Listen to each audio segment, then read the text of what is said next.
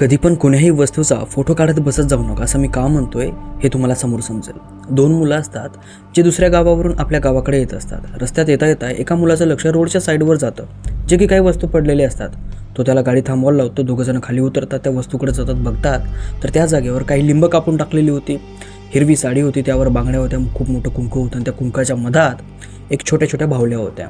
आता त्यातला एक जण मोबाईल काढतो आणि त्या सगळ्या वस्तूचे फोटो काढतो. तो दुसरा म्हणतो, अरे काढू नको फोटो, हे विचित्र दिसते. तो म्हणतो, काही नसते तसं.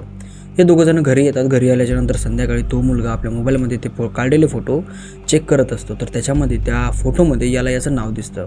जेव्हा हा त्याच्या मित्राला फोन लावून सांगतो की माझं नाव दिसते, तो म्हणतो की पाठव. तो त्याला फोटो पाठवतो. तो फोटो बघतो तर त्याच्यामध्ये त्याचं नाव नसतं. दुसऱ्याला दिसलं नाही त्याचं नाव. तो म्हणतो की काही का खोटं बोलतोय, नाव नाही ना तुझं याच्यामध्ये. तर हा म्हणतो की अरे मला कसं दिसतं याच्यामध्ये नाव. तर हा काय करतो, मग ते फोटोज वगैरे सगळे डिलीट करून टाकतो. याला थोडंसं भीती वाटायला लागली.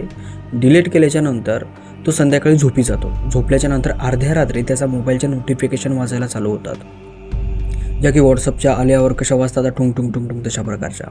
इतक्या जास्त वाजायला चालू होतात की याला जाग येते. जाग आल्याच्यानंतर हा आपला मोबाईल घेतो. तर त्याच्या मोबाईलमध्ये जितके बी कॉन्टॅक्ट नंबर होते त्या सगळ्यांवरून व्हॉट्सअपवर एक एक SMS याला आलेला असतो. आणि हा तो SMS ओपन केला की त्या SMSमध्ये तोच फोटो असतो जो फोटो याने काढलेला असतो.